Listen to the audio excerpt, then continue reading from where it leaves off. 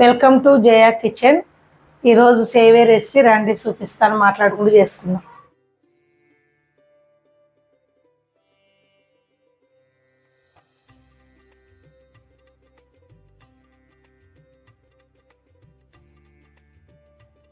ఇప్పుడు మనం గ్యాస్ వెలిగిద్దాం. దోశ పిండి అండి, ఇది ఉక్కుది, ఎప్పుడుదో ఇది మా పిల్లలు చిన్న పిల్లలు అప్పుడు ఉంటుంది అది. మనం ఇది దోశపిండి అంటారు, అట్టుపిండి అంటారు. దీంట్లో కొంచెం సోడా, కొంచెం గట్టిగా రుబ్బుకున్నాను, కొంచెం వాటర్ వేస్తాను. అంత బాగా కలుపుకోవాలి. వంట సోడా వేసుకున్నాక ఇలా రావాలి బ్యాటర్ అంతా, ఇలాగా. ఇప్పుడు మనం ఇలా అనుకొని అంత ఉల్లిపాయతో ఫస్ట్ కదా, మన నెక్స్ట్ ఆయిల్ అవసరం లేదు మనకు. ఇలాగా దోశపిండి వేసుకున్నాం పెన్ను వీటెక్కాక.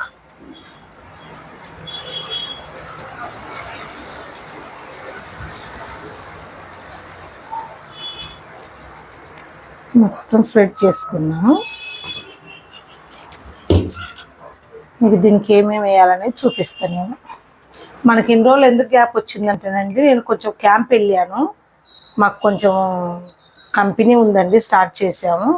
ఆ పని వల్ల నేను తెలంగాణ, ఆంధ్ర నేను డీలర్ల కాడికి తిరగాల్సింది అయింది. అందుకే మా అబ్బాయి చేశాడు.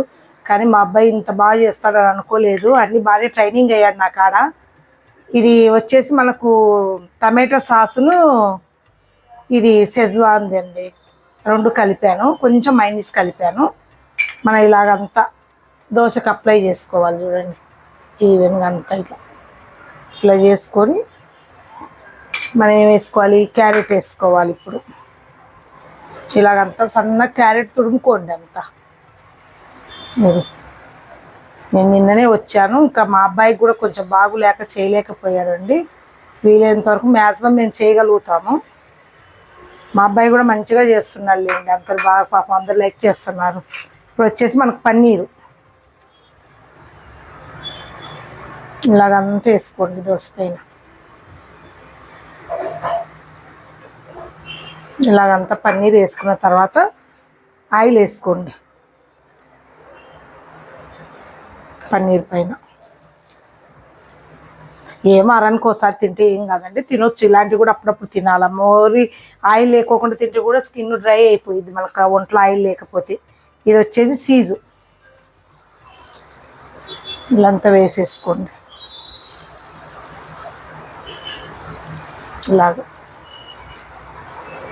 మరి పూర కూడా ఆయిల్ లేకోకుండా బాడీలో ఉండకూడదు మనకు.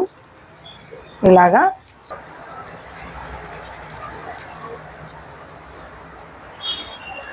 ఇలా చేసుకోవాలండి అన్నీ. చూడండి అంతా ఎలా మెల్ట్ అయిపోయిందో అదంతా.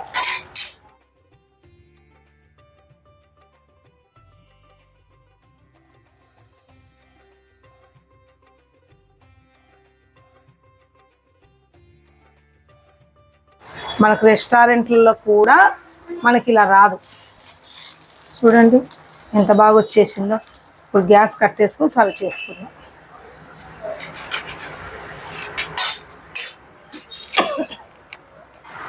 ఇలాగా ఈవెన్గా మనం ఇలా ఒక 3 పీసులు చేసుకున్నాం అనుకో, పిల్లలు తినడానికి బాగుంటుంది.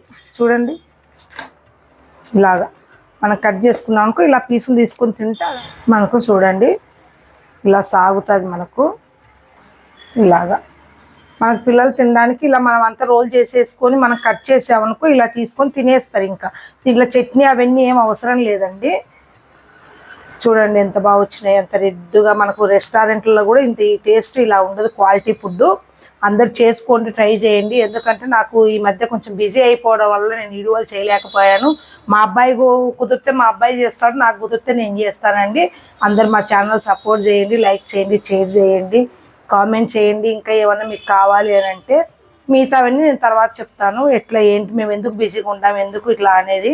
మా అబ్బాయిని బాగా మంచిగా అన్నీ నేర్చుకున్నాడు, బాగా చేస్తున్నాడు. అందరు కూడా ఫోన్లు చేసి మీ వంశీ బాగా చేస్తున్నాడు అని అన్నాడు. మా వంశీ కూడా కొంచెం జిమ్కి పోయి హెల్త్ బాగలేక చేయలేకపోయాడు.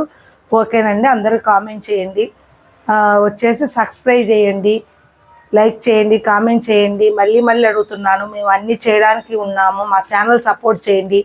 ఓకేనండి, సబ్స్క్రైబ్ చేయండి. Bye, thank you.